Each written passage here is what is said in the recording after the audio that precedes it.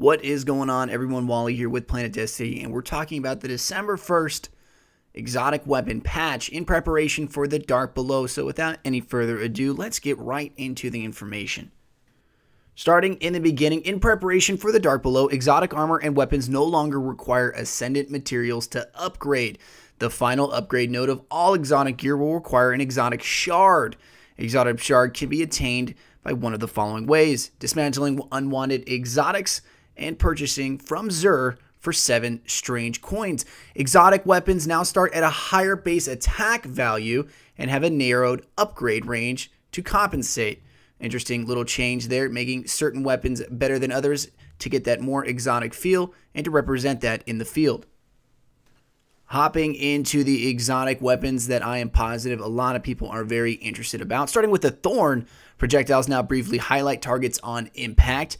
Mark of the Devourer, the damage over time perk upgrade, has been increased against PvE targets. Reload speed and magazine size both have been increased, along with ammo inventory size, and stability and weapon handling have also been increased. Overall, excellent upgrades for the Thorn. Should be very interesting to see how viable it is in PvE and PvP. Hopping into the next weapon, we have the Bad Juju. The magazine size has been increased to 8 burst from the standard 5. The ammo inventory size has also been increased, and String of Curses now also decreases the cooldown of your super on a kill. Adjusted effects to not block first-person reticule. That is also a problem on the Bad Juju for users out there.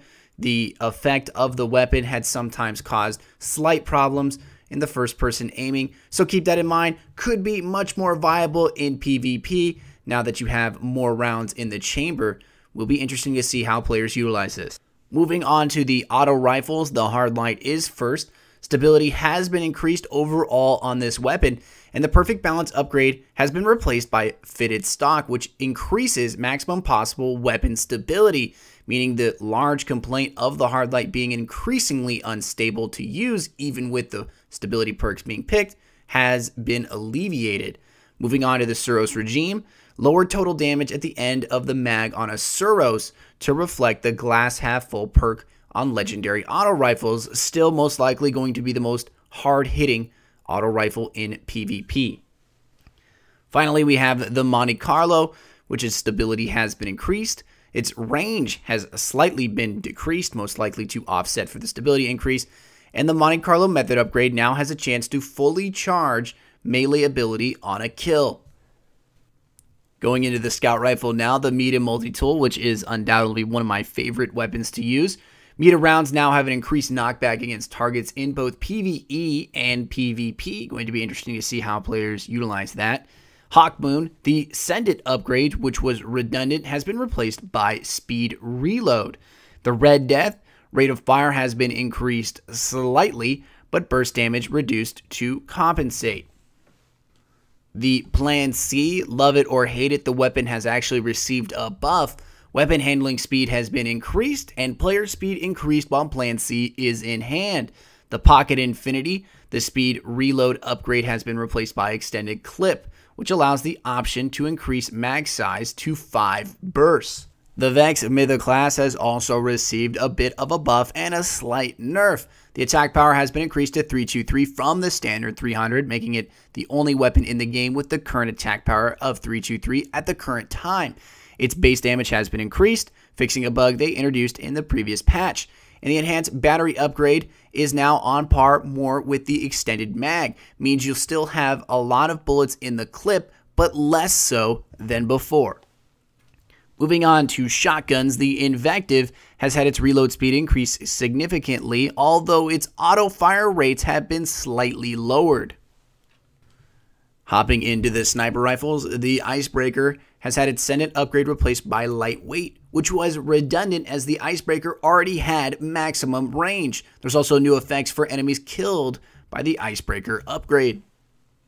Patience and Time has had its Snapshot upgrade replaced by Custom Optics, which provides a lower zoom option, which could make it more viable in PvP on certain mid to small range maps. The Super Good Advice has had its stability increased, which is a fantastic addition to an otherwise incredibly unuseful exotic. And the Truth has had its magazine size increased to 3. Moving on to the activity side of the patch. In the raid, they fixed an issue where Atheon would not send the correct 3 players through the time gates. They have now fixed this. They also fixed the issue where the Templar could be exploited so players can no longer cheese him. In the daily heroic story, destination materials now drop from completing the daily heroic, and in bounties, they removed the Relic Hunter bounty, and destination materials now drop from completing the daily patrol bounty. Moving on to vendor upgrades, they have reduced the Cryptarch reputation gains from engrams, but reputation reward packages now have increased chance for legendary engrams.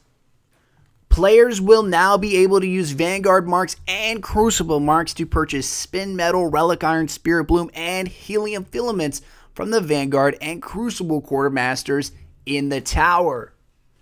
Xur now also sells new material exotic shards to upgrade the final node of exotics for 7 strange coins and faction class items.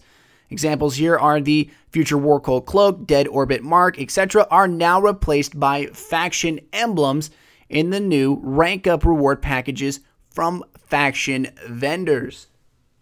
On the technical side, they have introduced network fixes that should reduce the instance of B family kick to the menus. An interesting fix and a good one. They've also fixed an issue in using the Xbox One party chat induced a slower frame rate, which is a problem for me and some individuals on the Xbox. Good to know that those have been fixed. But that will do it for us. The exotic weapon update and a few extra changes to the vendors is more than welcome. But what do you guys think? Let us know in the comments. That will do it for me. Thank you very much.